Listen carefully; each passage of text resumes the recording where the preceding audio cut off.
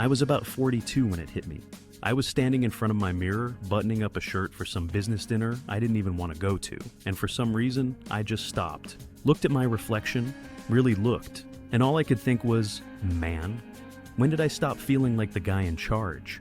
I wasn't falling apart or anything. Life was good, career was fine, but style-wise, I felt like I'd become background noise. Safe, forgettable, almost invisible. Somewhere between the polo shirts, baggy jeans, and generic shoes, I'd lost the edge I used to have. The edge that made me walk into a room like I meant it. That night, after the dinner, I poured a drink and ended up watching Casino Royale. You know the scene. Bond walks into the hotel lobby, tailored suit, calm stare, total composure. And suddenly I had this thought. Why the hell don't I dress like that? Not just for show, but for me, for the feeling. Because Bond style, when it's done right, isn't about imitation. It's about energy. It's about stepping into your day like you own your decisions. Like you've still got danger in your eyes and clarity in your step. And honestly, after 40, that becomes more than style. It becomes a way to remind the world and yourself that you're still in the game. So, if you've ever caught yourself thinking, I want to dress like that, like a man with presence, purpose, and just a hint of mystery, stay with me. We're going deeper than suits and watches today. We're breaking down how to actually dress like James Bond. When you're over 40, living real life, with no MI6 budget. Let's start with something most men get totally wrong. The trying too hard problem. Let me be real with you. When I first decided to upgrade my wardrobe, I made a mess of it. I didn't go subtle. I went straight into overcompensating mode. Suddenly, I was buying blazers I had no place to wear, sunglasses that looked like movie props, and even, I cringe to say it, a velvet dinner jacket. For dinner, at a friend's house. I remember walking into this little get-together one evening, dressed like I was about to order a martini in Monaco. Meanwhile, everyone else was in jeans and crew necks. I looked like I'd gotten lost on the way to a photo shoot. People smiled politely, but I could feel it. The disconnect. I wasn't James Bond. I was playing James Bond. And here's the truth that hit me that night. Bond's style works because it's authentic to his environment. It's calculated, but never flashy. Confident, not theatrical. When you start dressing like you're in a costume, you lose the very thing that makes Bond magnetic. Effortless control. So I scaled it back. No more fashion theater. I took a hard look at what I actually wear day to day. Then I started to upgrade within that lane. Better fit, better fabrics, better color choices. I stopped trying to force elegance where it didn't belong, and instead started owning the kind of elegance that did. Because if your clothes wear you, no one sees the man underneath. And the whole point of Bond style isn't to impress the room. It's to move through it like you belong there. Next up, the part most men completely underestimate. Shoes first, always. I used to think shoes were just shoes, something to finish off the outfit, something you step into without much thought. And honestly, for years, I wore what was comfortable. Old running shoes, chunky slip-ons, whatever was closest to the door. It wasn't laziness, it was habit. I figured as long as the shirt was clean and the pants were ironed, I was doing all right. Then one day, I was out having coffee with a friend, a woman I've known for years, someone sharp and stylish. We were catching up, nothing fancy. I'd thrown on a nice jacket, dark jeans, felt pretty put together. And right in the middle of our conversation, she glanced down and said, totally casually, "You know, your outfit's great, but those shoes make you look like you're off to a podiatry appointment." I laughed, but I felt it in my gut, because she was right. The shoes I was wearing were practical, sure, thick soles, breathable mesh, zero charm. But they killed everything else I had going on. The confidence I thought I'd built with the jacket, the grooming, the effort, it all collapsed at the ground level. And the wild thing is, I hadn't even realized how much it mattered. After that, I started paying attention, watching how people reacted when I wore leather sneakers instead of gym shoes, how suede loafers changed the tone of a casual outfit, how a polished pair of boots made me walk straighter, literally. Here's the thing, Bond's shoes are never loud, but they are always deliberate. That's the secret. You don't need exotic leather or flashy soles. You just need shoes that say, I care how I show up. Because people, especially women, look down first. Not to judge you, but to gauge you. It's subconscious, and it's immediate. So now before I leave the house, I ask myself, If someone only saw my shoes, what would they assume about the man wearing them? That small shift changed everything. And speaking of assumptions, let's talk about the most powerful one your clothes can make. The suit that speaks before you do. There's something almost mythical about a great suit. You feel it the moment you slip it on.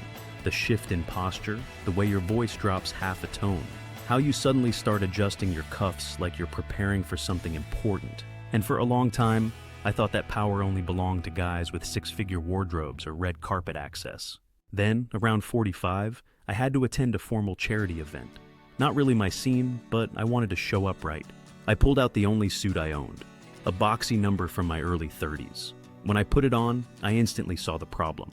The shoulders drooped like tired eyebrows. The trousers bunched around the ankles. The whole thing looked like a uniform from a job I didn't want anymore. But I wore it anyway.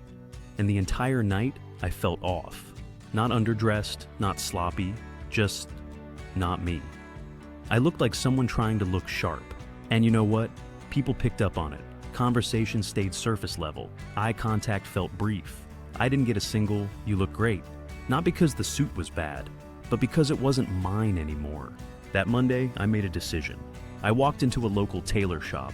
Nothing fancy, just an old school guy with a measuring tape and quiet hands. And I asked him to show me what a suit could look like if it fit me right now. Not the man I used to be, the man I'd become. When I picked it up 2 weeks later, navy, lightweight wool, slightly tapered at the waist, I wore it home. And I swear to you, strangers treated me differently on the walk back. The barista called me sir. 2 women smiled in that slightly longer way. And when I caught my reflection in a store window, I saw it too. It wasn't about the fabric. It wasn't even about the tailoring. It was about the message. That suit told the world, this man knows who he is.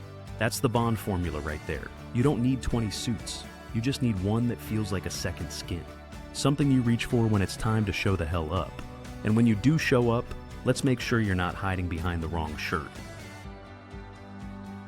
The shirt that doesn't shout, but speaks volumes. There was a time, not too long ago, when I had a whole section of my closet devoted to what I called my statement shirts. Loud prints. Contrasting collars. Stripes so aggressive they looked like they were trying to escape the fabric. I thought they made me look confident, sophisticated even, but looking back now, they made me look like a guy who didn't know when to stop talking. I remember one specific night, dinner with someone I genuinely wanted to impress. We met at this low-lit place downtown. She walked in wearing this beautifully simple black dress, not a single accessory out of place. And there I was, sitting in a satin finish purple button-down with shiny silver buttons. It was loud, it was trying too hard. And the moment she glanced at me, I felt it. This tiny shift in energy. Like her eyes said, "Oh, that's what kind of evening this is." The rest of the night went fine, but it wasn't magic. And I'll never forget how quiet I got in the car afterward, staring at that damn shirt in the mirror. That was the moment I realized something powerful. The most stylish men aren't trying to say something with their clothes. They're letting their presence do the talking. And their clothes, they're just the quiet background music that sets the tone. So I started replacing the noise with clarity. Crisp white poplin, soft blue Oxfords, black when I wanted edge, charcoal when I wanted calm. I paid attention to collars, making sure they framed my face, not fought with it. I started steaming my shirts again, not out of vanity, but out of respect. For myself and for the room I was walking into. Because Bond never shows up in a screaming shirt. He doesn't need to. His authority isn't printed, it's projected. And once I figured that out, everything started aligning. The fit, the confidence, the compliments that sounded less like nice shirt and more like you look sharp. Funny thing is, no one ever asks what shirt I'm wearing anymore. They just notice I've arrived. But you know what they do notice next? The jacket, or what you're wearing instead of one. The jacket that changes the reserves. For the longest time, I didn't think jackets were worth the effort. I'd throw on a hoodie, maybe a windbreaker if the weather turned. Something easy, forgettable. I told myself it was about practicality, comfort. No need to get fancy, right? But then one fall evening, I was meeting a couple friends at a rooftop bar. The air was crisp, the lights warm, that perfect moment between seasons. I showed up in a zip-up fleece I'd had for years. The kind you keep in the trunk of your car just in case. And then I saw my buddy walk in. Similar age, same kind of build. But he was wearing a deep olive suede Harrington jacket.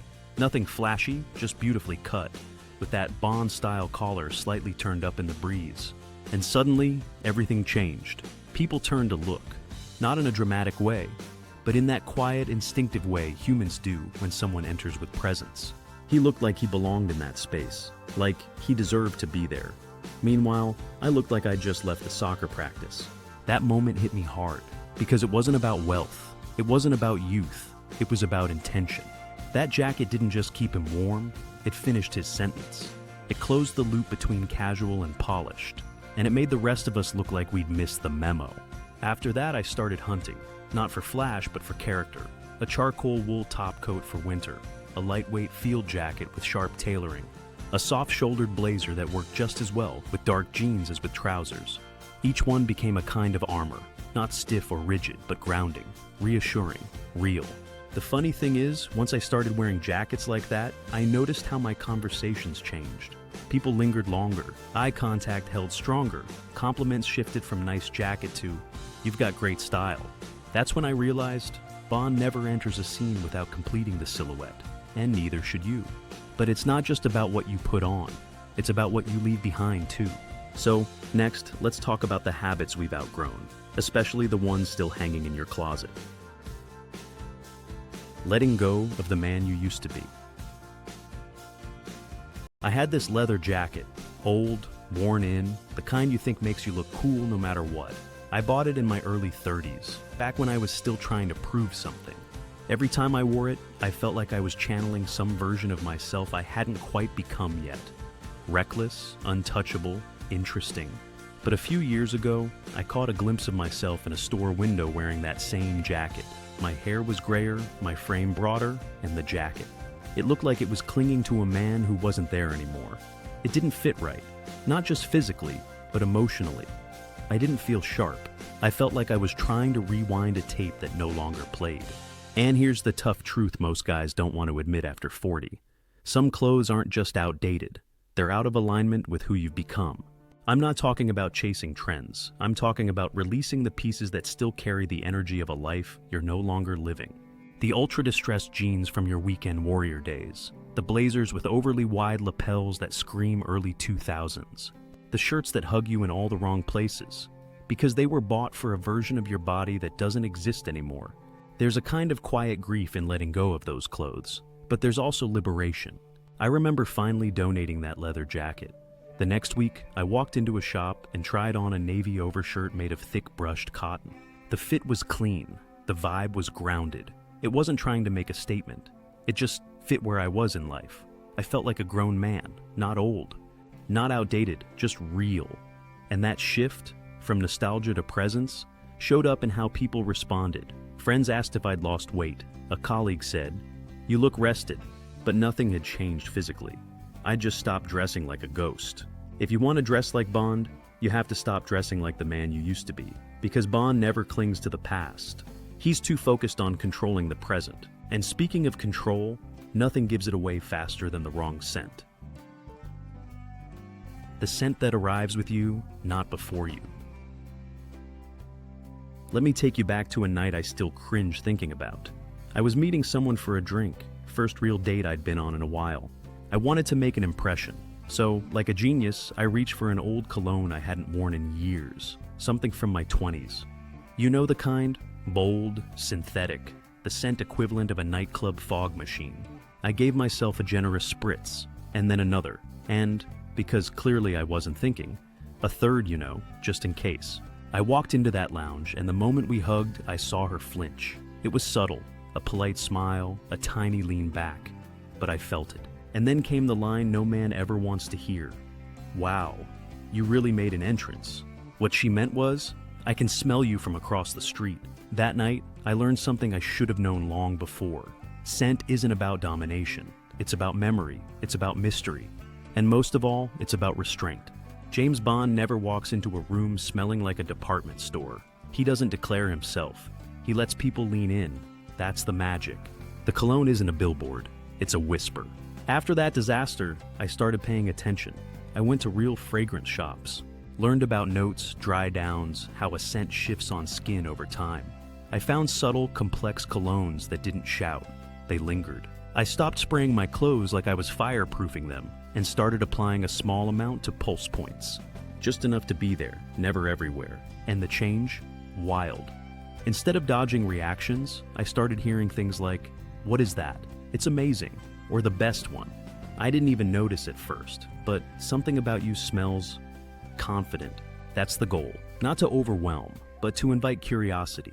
Because style isn't just visual, it's sensory. And scent, when used with intention, becomes part of your signature. A detail people remember long after they've stopped looking. And if there's one thing Bond understands better than anyone, it's the power of the details. Where the real style lives, spoiler, it's in the details. There's this guy I know, same age as me, give or take a year. We were at a friend's birthday dinner, kind of a dressed up but casual vibe. I was wearing my go-to, tailored dark jeans, a well-fitted white shirt, classic boots, solid look, clean. I felt good. But then this guy walked in, wearing almost the exact same outfit. White shirt, navy trousers, similar shoes. And yet, everyone's eyes went to him. Conversations paused. He didn't say a word, but people noticed him, and I couldn't figure it out until I looked closer. His shirt wasn't just white. It had a slight textured weave that caught the candlelight. His trousers had a barely there taper that gave his legs clean lines. His belt matched his watch strap, not just in color, but in tone and texture. The cuffs on his shirt were crisp. His collar sat just right against his neck. Even his socks, not flashy, were made of this fine merino that peeked out subtly when he sat down. Nothing screamed fashion, but everything whispered precision. That's when it hit me. He didn't look better because he had better clothes. He looked better because he paid attention to the margins, the quiet spaces, the things most men overlook once they've gotten dressed. And that, my friend, is where Bond lives. Not in tuxedos or Aston Martins, but in the silent discipline of showing up fully. The watch that fits your wrist just right. The shirt that doesn't pull at the buttons. The fabric that moves when you do. Without clinging or bunching. The absence of lint. The quiet weight of real leather. The scent that stays behind after you've gone. Those aren't details. That's the story you're telling when you walk into a room. Ever since that dinner, I've made a promise to myself. No more good enough. I iron again. I use a lint roller. I've replaced plastic buttons with horn. I even got my tailor to add side adjusters on a pair of trousers because I hated how belts broke the line of the outfit. And you know what? It's not about being extra. It's about being intentional. Bond doesn't wear loud things. He wears the right things. And that's what separates a man who's dressed from a man who arrived. You don't need to be Bond, just be the man who shows up. Let me tell you something I wish someone had told me when I hit 40. You don't need to be James Bond to dress like him. You don't need the tuxedo, the Aston Martin, or the license to kill. What you do need is the decision to start showing up like a man who still gives a damn. Because that's what Bond really is. He's not a fantasy, he's a metaphor. A man who walks into any room knowing who he is, how he moves, and what he's about. And if you've been walking through life lately feeling like you're fading into the background, trust me, I've been there. That slow invisibility. That sense that the world's no longer watching. But here's the truth, brother. They are watching. They're just waiting for you to remind them why. Not by being loud, not by pretending to be younger than you are, but by standing in your lane, strong, steady, intentional, and saying without words, I still matter. So maybe today's the day you swap the hoodie for a Harrington. Maybe it's the day you finally retire the cologne you've been wearing since 1999. Maybe it's just the day you look in the mirror and think, what would Bond do?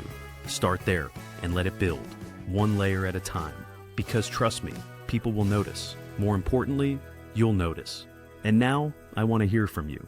Which part of your wardrobe feels like it's stuck in the past? What's the one thing you're ready to change, or already have? Drop it in the comments, let's talk, let's trade stories. Let's keep building this thing. Not just style, but presence. And if this video hit home, you know what to do. Like it, share it, subscribe, and stick around. We're just getting started, and there's a hell of a lot more ground to cover. Stay sharp, stay real, and show up like you mean it.